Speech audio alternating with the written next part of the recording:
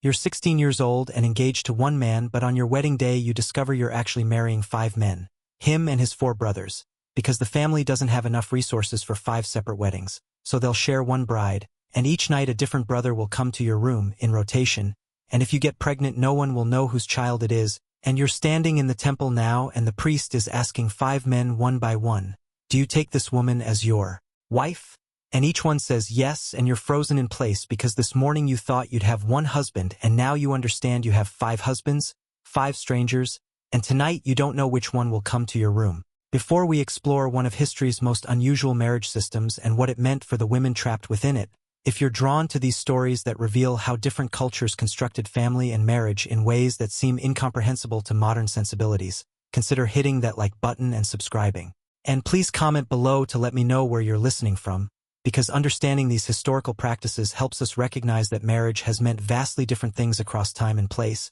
and that what we consider normal today would have seemed equally strange to people in other eras. You grew up as Deki in a small farming village in the Himalayan region of Tibet in the 1840s, daughter of a family with 6 girls and no sons, which meant your parents faced an impossible economic situation because daughters required dowries but brought in no farm labor, and your father owned only enough land to support one family, couldn't divide it among 6 daughters without leaving everyone destitute. Your mother explained the facts of life to you when you were 14, told you that most of your sisters would never marry, would instead go to the convent to become nuns, but 1 or 2 of you might find marriages if the right opportunities arose, and you needed to be grateful for any match that was offered because being unmarried and staying home wasn't an option, there wasn't enough food. When you turned 15 your mother told you she'd found a family willing to take you, a farming household in the next valley with substantial land holdings, and they had sons plural, and you asked how many and your mother avoided your eyes and said 5, and you said which one will I marry? And after a long pause your mother said all of them, and explained the system called polyandry where brothers share a wife to keep the family land intact. Because if each brother took a separate wife and had children the land would have to be divided into smaller and smaller pieces until eventually everyone would starve. You protested, said this couldn't be right, said marriage was between 1 man and 1 woman, but your mother explained that in these mountain regions where land is scarce and farming is barely sustainable, families do things differently, brothers stay together rather than splitting up, share 1 home and 1 wife and 1 set of children, and this way the land stays intact and everyone has enough to eat. She said you could refuse, could go to the convent instead, but becoming a nun meant giving up any chance of having children, meant a life of prayer and labor and obedience to the abbess, and it wasn't the freedom you might imagine, just a different kind of constraint. Your father met with the family and negotiated the arrangement, agreed on the minimal dowry they were asking, and you were told the wedding would happen in 1 year when you turned 16, and during that year you'd meet your intended husband Sewang, the youngest brother at 22, the one the family designated as primary husband, and you met him twice under supervision and he seemed kind enough, didn't say much but smiled at you, and you tried to accept what was coming, tried to tell yourself that maybe it wouldn't be so bad, maybe the other brothers would mostly leave you alone and it would be almost like a normal marriage. But your older sister Yangchen, who'd married into a polyandrous family 5 years earlier, visited and told you the truth, said it wasn't like having 1 husband with brothers who lived nearby. It was actually having 5 husbands who all had equal claim to you, who all expected you to fulfill wifely duties, and the only difference was they took turns rather than all demanding your attention simultaneously. She said the first year was the hardest because you were constantly confused about which role to play, which brother was in charge of which decisions, how to navigate the complicated family dynamics, and pregnancy was its own nightmare because you'd never know who the father was and everyone would have opinions about how you should raise a child that technically belonged to all of them equally. The wedding day arrived when you were 16,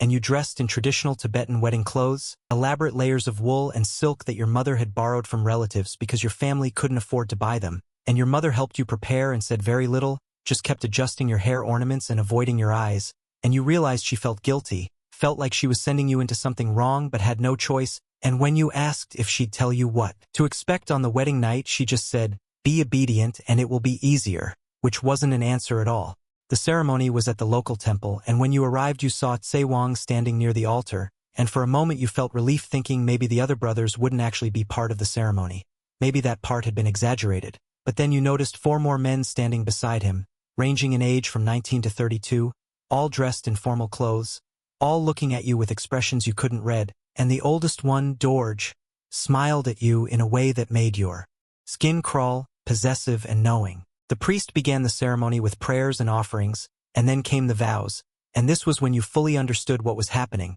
because the priest turned to Tsewang and asked, "Do you take this woman Deki as your wife?" And Tsewang said yes. And then the priest turned to the next brother, Karma, and asked the same question, and Karma said yes. And then to Lobsang and Sonam, and finally to Dorje, and each one said yes. And with each affirmation you felt like you were sinking deeper into a trap you couldn't escape. And when it was your turn to answer, when the priest asked, "Do you take these 5 men as your husbands?" your voice came out as a whisper, because speaking louder would have meant screaming. After the ceremony there was a feast at the family's home, a large farmhouse where the 5 brothers lived with their aging mother, and everyone celebrated with chong, the local barley beer, and neighbors congratulated you and congratulated the brothers. And some of the comments made you realize that everyone knew this was a polyandrous marriage. This wasn't unusual or scandalous in this region. This was just how things worked for families trying to keep their land intact. And you were the strange one for being shocked by it, for not having fully accepted what you were entering into.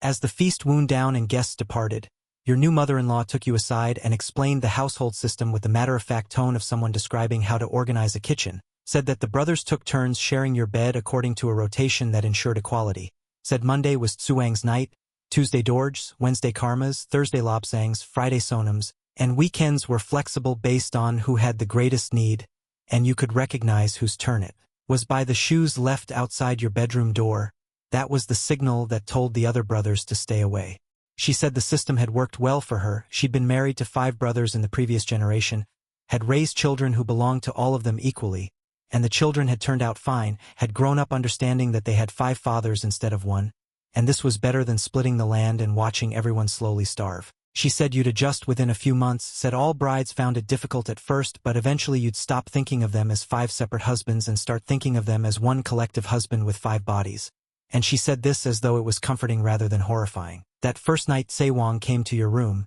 and because he was the one you'd been introduced to during the engagement period, the one you tried to prepare yourself to accept as a husband, it was slightly less awful than it could have been, though calling anything about that night less awful was relative. And afterward he fell asleep while you lay awake trying to process that tomorrow night would be different. Tomorrow night a stranger would come through that door, someone you'd only met today, at the wedding, and there was nothing you could do to prevent it. The rotation started the next night with Dorje, the oldest brother at 32, and he was rougher than Tsewang had been, more confident and demanding, treated you less like a new bride to be gentle with and more like property he'd jointly purchased and was entitled to use. And when he left in the morning you felt bruised in ways that weren't entirely physical. Wednesday brought Karma, who was 27 and mostly silent, barely spoke to you before or after, treated the whole encounter as a mechanical duty rather than anything involving affection or even basic human connection. Thursday was Lobsang, 24, who tried to be kind but was awkward and uncertain,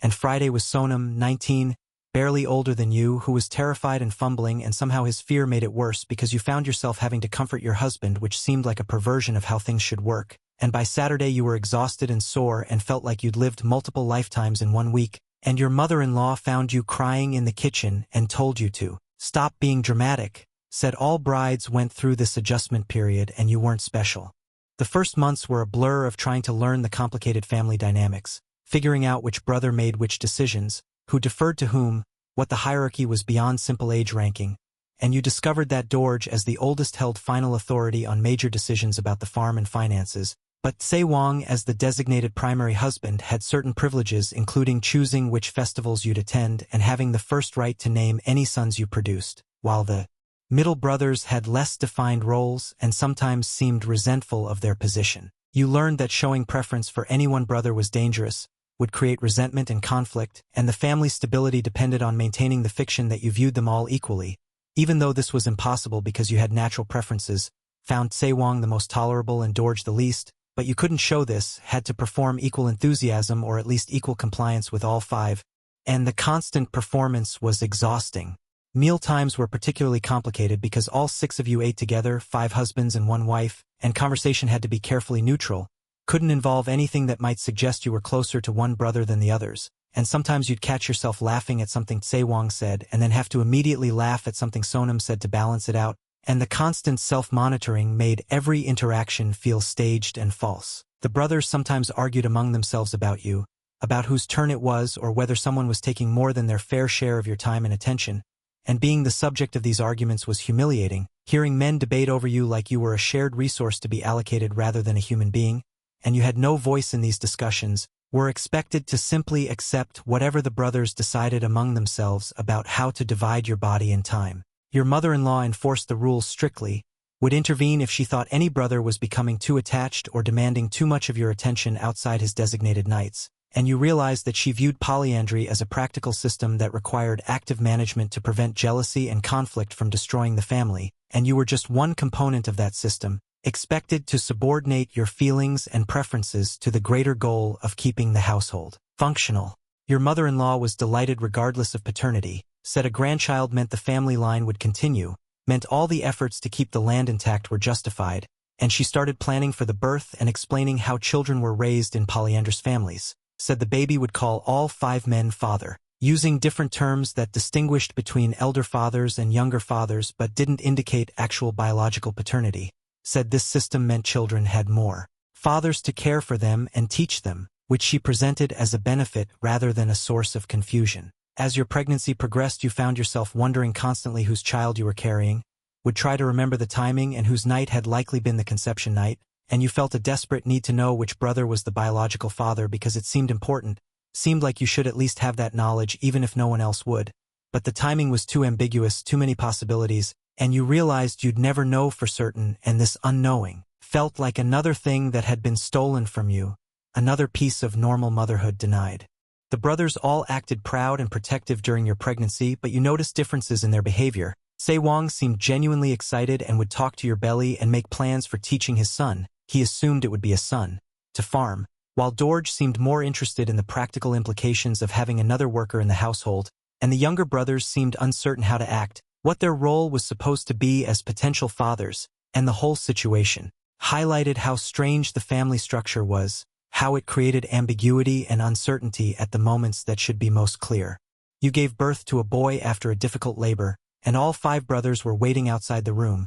and when your mother-in-law brought the baby out, she presented him to all 5 equally, said, "Here is your son." Plural, you're not singular, and each brother held the baby and made claims about how the child looked like him, had his nose or his ears, and you watched this performance knowing that 4 of them were wrong, that only one was actually the biological father, but everyone pretended that all 5 were equally the father, and your son would grow up in this confusion, would never know which of these men was actually his biological parent. Raising your son in this household was complicated in ways you hadn't anticipated, because the 5 fathers had different opinions about how he should be raised, what he should be taught, how strictly he should be disciplined, and there was constant negotiation and compromise, and sometimes you felt like your voice as the mother mattered less than achieving consensus among the 5 fathers, like motherhood was subordinate to the collective fatherhood, and your son learned early that he had to navigate between 5 different authority figures who didn't always agree. When your son was 2, you got pregnant again, and this time the pregnancy was harder.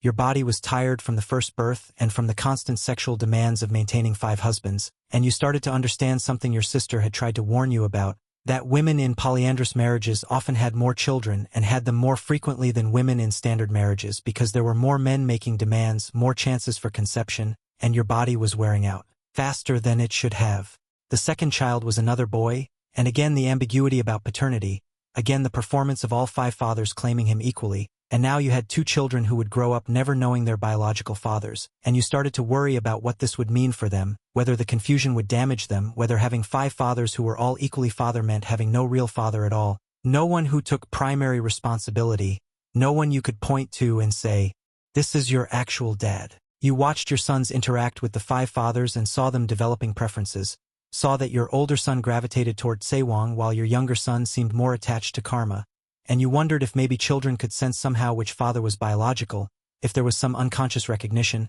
but your mother-in-law dismissed this idea, said children just bonded with whoever spent the most time with them, and it was important not to allow these preferences to develop too strongly because that would create jealousy among the brothers. By your 5th year in the marriage you'd had 4 children, and you'd also developed what you tried desperately to hide, a clear preference for Sewang over the other brothers, and this preference wasn't just about physical tolerance but had developed into something like actual affection, and you found yourself waiting for Monday nights for the rotation to bring Sewang to your room, and dreading Tuesday nights when Dorj would come instead, and this internal favoritism felt dangerous, felt like it could destroy the delicate balance the household depended on. Dorj noticed first, commented one day that you seemed more animated when talking to Sewang, more engaged, and he warned you that showing favoritism would create problems, would make the other brothers resentful, would undermine the system, and you tried to hide your feelings better, but it was hard to completely conceal your preferences, hard to maintain perfect equality of affection across 5 men when you naturally connected with one more than the others.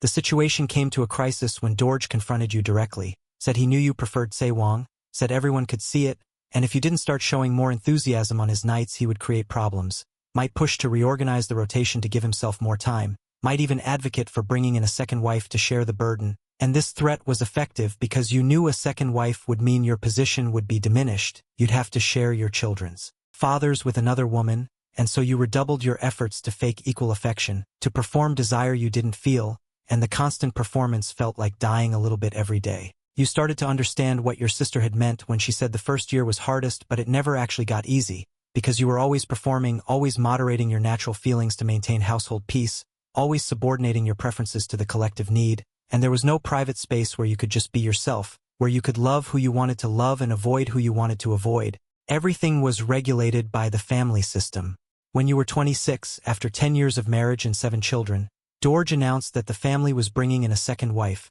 a 15-year-old girl named Pema whose family was desperate to marry her off, and she would also marry all 5 brothers, would share the rotation with you, and this meant you'd only have to fulfill wifely duties every other week instead of every week, which Dorj presented as a kindness, as relief from the burden, but you knew it was also punishment for your failure to hide your preference for Sewang. Pema arrived and you saw your younger self in her eyes, the shock and confusion as she realized on her wedding day that she was marrying 5 men not one, and part of you felt sympathy but another part felt something darker, almost relief that you weren't alone anymore, that someone else would share the burden, and you hated yourself for feeling this way, for viewing this child's suffering as your benefit. The 2-wife system created new complications because now there was competition not just for individual brothers' attention but for status within the household, and Pema was younger and prettier and more enthusiastic, and some of the brothers clearly preferred her, and you found yourself feeling jealous in confusing ways, jealous that they preferred her on nights that you'd been dreading anyway, jealous of her youth and energy when you felt worn out from a decade of bearing children and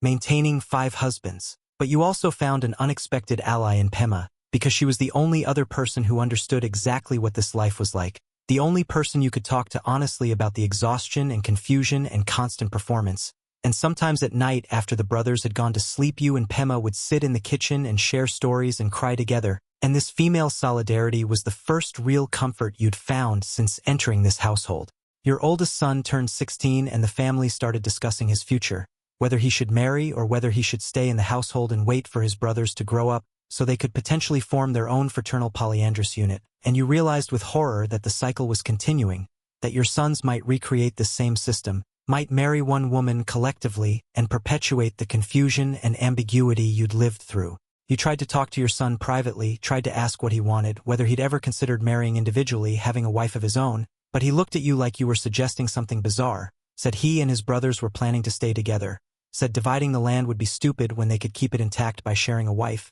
and you realized that for him this system was normal, this was what family meant, and he couldn't imagine anything different. Your mother-in-law died when you were 32, and without her enforcement of the rules the household dynamics shifted. Brothers started arguing more openly about the rotation and about favoritism, and twice fights broke out between Dorj and Sewang over you, over whose turn it was or whether someone was getting more than their share, and being the subject of these fights was humiliating and frightening because you had no control over the situation, could only wait to see what the brothers decided about how to divide you. Pema got pregnant with what would be her 8th child and the pregnancy was complicated. She was bleeding and weak, and the midwife said she might not survive another birth. Her body was worn out from 10 years of bearing children for 5 husbands, and you looked at her dying in that bed and saw your future, saw that this system consumed women, used them up bearing children whose fathers would never be certain, and then replaced them with younger wives when they broke. Pema died in childbirth when she was 25, and the brothers discussed bringing in a 3rd wife but decided against it,